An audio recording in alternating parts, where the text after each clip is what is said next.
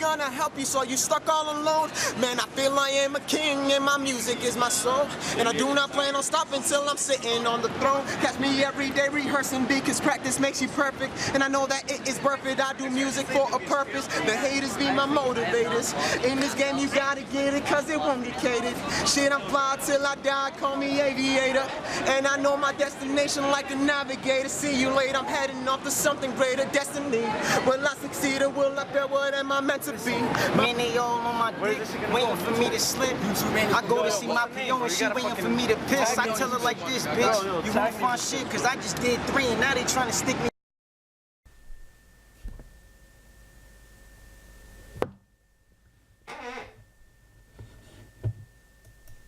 Well, thank you, Grant, for your outstanding leadership of the Office's National AIDS Policy, and thanks to all of you for being here. This is a pretty distinguished crowd, I have to say, and it is wonderful to be here. I should say, actually, welcome back, because many of you have joined us before as we've marked new milestones in our fight against HIV and AIDS, and I'm honored that you could join us in commemorating World AIDS Day, which was yesterday. And this is a time for remembering the friends and loved ones that we've lost, celebrating the extraordinary progress, thanks to some people in this room, that we've been able to make, and most importantly, recommitting ourselves to the mission that we share, which is achieving an AIDS-free generation. I especially want to welcome ministers from our partner countries, members of my administration, including Secretary Sebelius, Secretary John Kerry, Congresswoman Barbara Lee, Mark Dybel from the Global Fund to Fight AIDS, Tuberculosis, and Malaria, and we've also got here Francis Collins from the National Institutes of Health, Michel Sidibe from UNAIDS, Deborah Van Zinkernagel, who's carrying on the great work of Eric Gooseby as our acting global AIDS coordinator, and our many friends from the philanthropic world, including Bill Gates. So thank you all for joining us here today. Every year, this is a moment to reflect on how far we've come since the early days of the AIDS epidemic. And those of you who lived through it remember all too well the fear and the stigma, and how hard people with HIV had to fight to be seen or heard or to be treated with basic compassion. And you remember how little we knew about how to prevent AIDS or how to treat it. What we did know was the devastation that it inflicted, striking down vibrant men and women in the prime of their lives and spreading from city to city and country to country seemingly overnight. Today, that picture is transformed. Thanks to the courage and love of so many of you in this room and around the world, awareness has soared. Research has surged. Prevention, treatment, and care are now saving millions of lives, not only in the world's richest countries, but in some of the world's poorest countries as well. And for many, with testing and access to the right treatment, the disease that was once a death sentence now comes with a good chance of a healthy and productive life. And that's an extraordinary achievement. As president, I've told you that in this fight you'll have a partner in me, and I said that if the United States wanted to be the global leader in combating this disease, then we needed to act like it, by doing our part and by leading the world to do more together. And that's what we've done in partnership with so many of you. We've created the first comprehensive national HIV/AIDS strategy, rooted in a simple vision, that every person should get access to life-extending care, regardless of age or gender, race or ethnicity, sexual orientation, gender identity, or socioeconomic status. We've continued to support the Ryan White Care Act to help undeserved communities, and we lifted the entry ban so that people with HIV are no longer barred from the United States, which led to the International AIDS Conference being held here last year for the very first time in over 20 years. This summer, I issued an executive order creating the HIV Care Continuum Initiative to boost our federal efforts to prevent and treat HIV. Last month, I signed the HIV Organ Policy Equity Act to finally allow research into organ donations between people with HIV, a step achieved with bipartisan support. And thanks to the Affordable Care Act, millions of insured Americans will be able to get tested free of charge. Americans who are uninsured will now be able to have access to affordable health care coverage. And beginning in January, no American will be again denied health insurance because of their HIV status. You know, on World AIDS Day 2 years ago, I announced an additional $35 million for the AIDS Drug Assistance Program, which helped people pay for life-saving medications. At one time, the need was so great that over 9,000 people were on the wait list. We vowed to get those numbers down, and I'm proud to announce that, as of last week, we have cleared that wait list. We are down to 0, and we're going to keep working to get it back.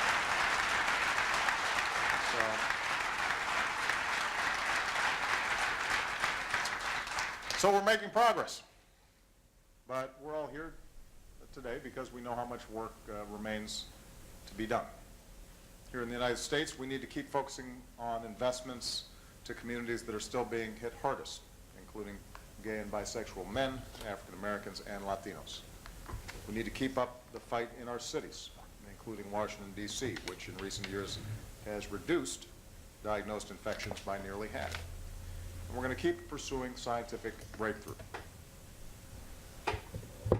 Hello, and welcome to another edition of your Human Service News and Information. I'm Hassan Rashid, your host, and I'll be with you for approximately 25 more minutes. It's excellent being here with you once again, and it's also a great achievement to come into your lives like we do here every week at CCTV. I guess you're wondering what that opening video was about. Well, since it was since December 1st, that's this past Saturday, it was it was World AIDS Day. Okay, that's it, World AIDS Day. And I just want to give you out there an indication of how concerned our nation is concerning eradicating AIDS from our society, and that starts with the president. So I do have a video to run for you, and it's concerning AIDS activities right here in the city, and it was in commemoration of World AIDS Day, and CCTV ran some videos all weekend. This past Saturday, I guess they ran it, from what I'm told, they ran it once every hour. So I'm going to give you a chance to see what was going on here in commemoration of AIDS Day, what was going on right here at CCTV, because this is an event that this is an issue that we all must be concerned about, and that's eradicating AIDS from our society. And I want to show you what's been going on concerning that right here in Cambridge right now. Okay.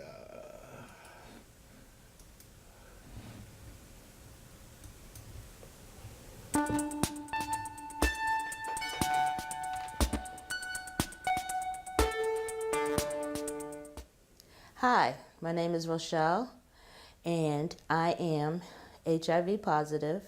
I've been positive for 15 years. My name is Joanne. I have been infected with HIV for over 25 years. I'm a woman very affected by HIV and AIDS. I come from a family of family members who were infected, and I have lost to HIV and AIDS. I became HIV positive in 1987 while I was on a 37-year addiction problem. I have since overcome that, and I have lived with HIV. It's a part of my life. It's just a little piece of who I am. In the beginning, I was ashamed to say that. I was afraid of letting people know that I am HIV positive, and that I didn't want to be stigmatized. Back in the late 80s, early 90s, the disease was so stigmatized, and people were so discriminated against just because they had this. It's not like anyone asked for this disease. It was something that came here. It was an epidemic that presented itself, and we had to deal with it. When you have loved ones and family members that have to deal with that, you don't know how to close doors on them or turn your back on your sisters, your brothers, your partners. I'm affected on behalf of my family. I have a large family, and a lot of my family members are affected. My name is Heidi, and I have been actually working in the field for probably 25 years, both professionally and through family. I've been involved with HIV. My name is Christine, and I'm a nurse.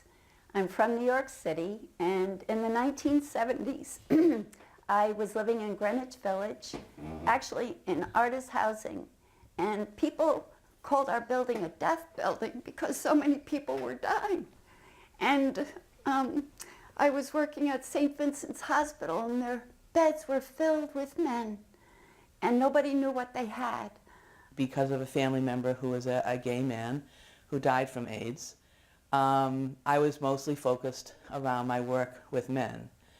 And I didn't realize at one point that women were as affected by HIV as I did. When I started working at Boston Medical in their infectious disease clinic, I realized how many women were affected, infected, and truly at risk. HIV affects all women. Women infected, affected, and at risk because the issues are the same. It's around violence and disempowerment. Condom negotiation is not possible when you're in a relationship that is built on violence. And so the women were not able to protect themselves. And so when I saw women coming into the clinics, unlike the men who came in who looked healthier, the women came into the clinics and they were sick, and they were very sick, and they were dying. And the treatments for the women were not really being considered at that time. All treatments were kind of geared to men, so the medications were violently affecting the women. And my focus became that of working with women. I had no education about HIV, you know, and there was a time in my life that because of HIV illness, I began using drugs, and I became this person that kind of fell out of reality due to a lot of stresses and other things. But getting back on my feet and coming back into life and reality and becoming a mom again and becoming a family member and advocate again, I found myself surrounded by people who needed a strong person, who needed that advocate to step up for them and to be there for them. And the people I'm referencing to are women. They were women that didn't have their voice for themselves. And I just, for some reason, through divine intervention, I became that voice. It's hard when we don't have a voice, and we can't voice that opinion of where we're at and how we feel because of, and who we can share it with. And as an advocate and the work that I do, I love to empower women, to give them their voice back. As I understand that video was ran once every hour this past Saturday in commemoration of World AIDS Day right here at CCTV. And before I go on, I'd like to thank John Metzer, who has the chores of cablecaster. That is getting our broadcast out to you out there. So once again, I thank John for helping us to bring the program to you. Okay, we're not finished with AIDS yet. Okay, I want to read a paragraph from a report, a study done by the Massachusetts Department of Public Health, Bureau of Infectious Disease, okay, on HIV and AIDS, and it was entitled Intersecting Risks, HIV Infection Among Heterosexual Women and Men in Massachusetts, fourth in a series of reports on the status of HIV AIDS epidemic in Massachusetts. So it's a paragraph from the executive summary. Okay, the majority of individuals in Massachusetts identify as heterosexual or engage primarily in heterosexual behaviors, yet the risk for HIV infection, especially among heterosexuals, in recent years has been largely overlooked in HIV prevention, messages and targeted campaigns untangling the dynamics of heterosexual risk for HIV infection is complicated by the fact that heterosexual behavior is so common and so varied and does not necessarily occur in isolation or other HIV risk behaviors. Heterosexual sex is often the context in which individuals with a large range of risk histories, life experiences may intersect. Epidemiologic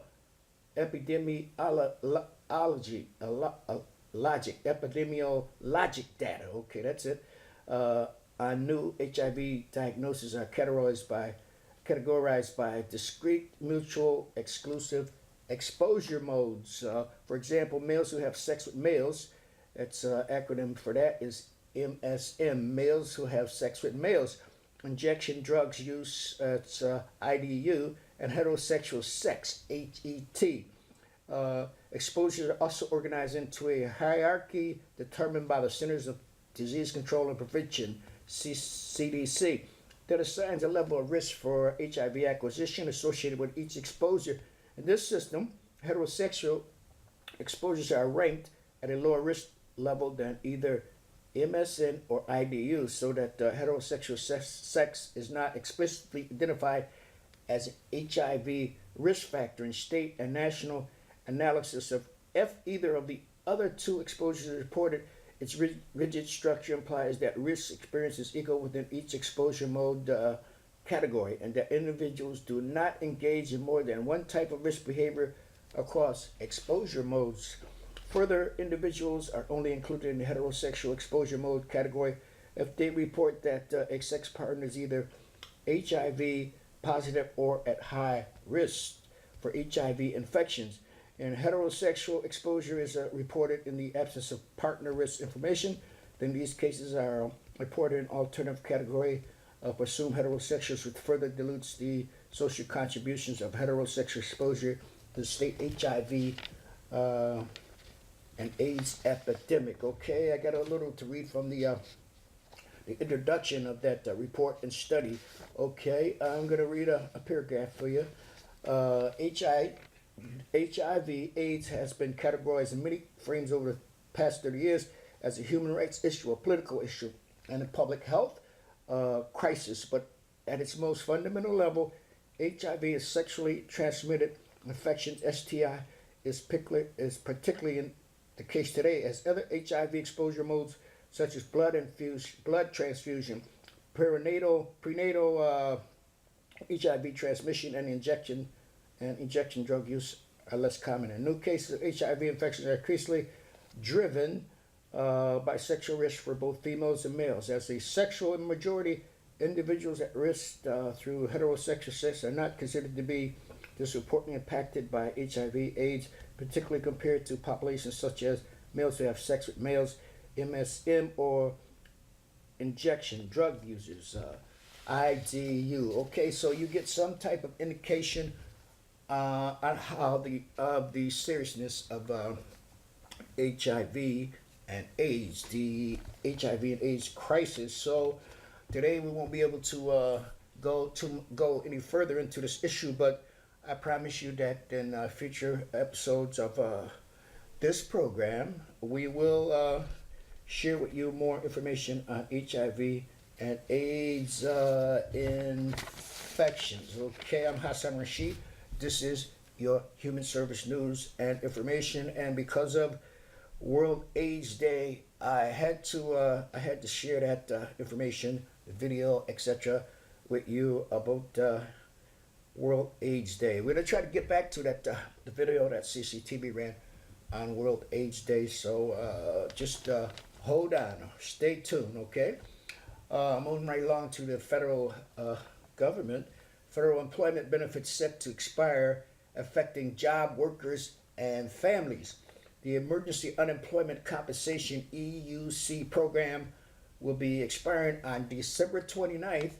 This will affect 1.3 million workers to lose their federal unemployment benefits. Unemployment benefits are proven anti-poverty strategies, but it seems low-income job workers and their families will be hit hard because the expiration of the ECU, that's The emergency unemployment compensation program arrived shortly after the end of the at the end of the 209 Recovery Act, temporary boost to a supplemental nutritional assistance program. That's something else that's in jeopardy too, your food stamps. So what you can do is contact, like I always say, contact the elected officials and get them to work. Wake them up and tell them that these things must be reversed. That's the slashing of emergency unemployment benefits and SNAP, food stamp benefits. Okay, we're gonna move right along. You know that we're always pressed for time. We can only do so much the time that's allotted to us to do our work here at the CCTV. So I want to move on along to one more thing from the state, and that is the minimum wage, useful resources. Okay, a strong minimum wage help workers support their families, and it can also boost their economy by increasing the amount of workers have to spend at local businesses. As part of an ongoing statewide discussion about whether to adjust the state minimum wage, which has fallen 25% since 1968, the state Senate will soon begin debating a bill that would raise the minimum wage to $11 over 3 years. So stay tuned for that issue as it, for more information on that issue as it develops in our state Senate, okay? 2014, Disrupting the Poverty Cycle, Emergency Practices to Achieve Economic Mobility, Conference Mission Statement to be held April 10th at the University of Massachusetts, Boston, the 2014 Disrupting the Poverty Cycle, Emerging Practices to Achieve Economic Mobility Conference will provide the opportunities for more than 400 pioneering stakeholders across diverse sectors to share practical emerging approaches to engage low-income families in a journey to economic mobility.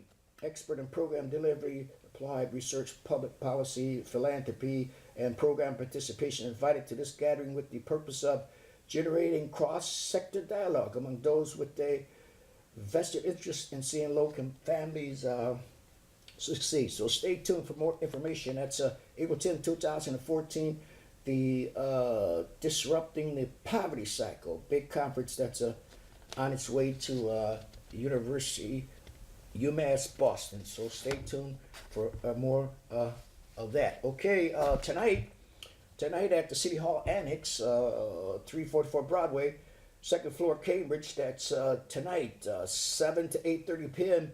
It's the Women and Worlds and How to Talk with Teens About Relationship, What Parents and Others Should Know. Produced and presented by Transition House Youth Action Corps. So that's an event that's going to transpire in just a short while, several hours from now.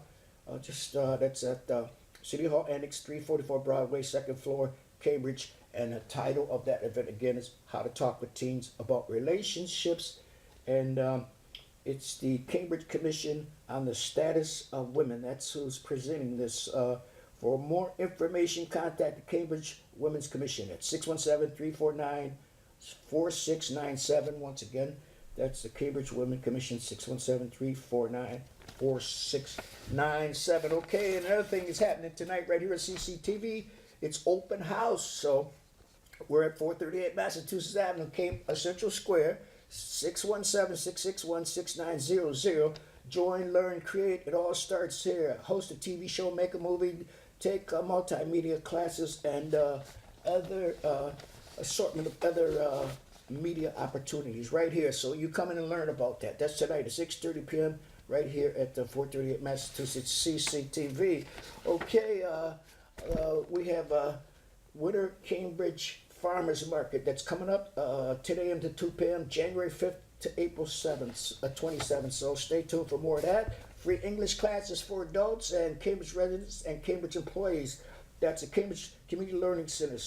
Call 617-349-6363. That's free English classes for adults, Cambridge residents, and Cambridge employees. That's the Cambridge Community Learning Center. So you can call them for more information at the 617-349-6363. 6363. Okay, one more thing. I'd like to remind you that Kwanzaa is coming up. Kwanzaa celebration is coming up. 40th annual in collaboration with the Art of Black Dance and Music. That's the Amabato and Carol Hill. Saturday, December 7th, 4 to 6 p.m. at the Senior Center. That's 806 Massachusetts Avenue, Cambridge, Mass. Free and open to the public. That's a pre-Kwanzaa celebration at the Senior Center, 806 Mass, Cambridge, Mass. 02139. Okay, it's about that time. So you know what I always say: keep your nose clean, play it straight, and don't forget to help somebody in need of your assistance. I'm Hassan Rashid. So until next time, I leave you with the greetings of peace.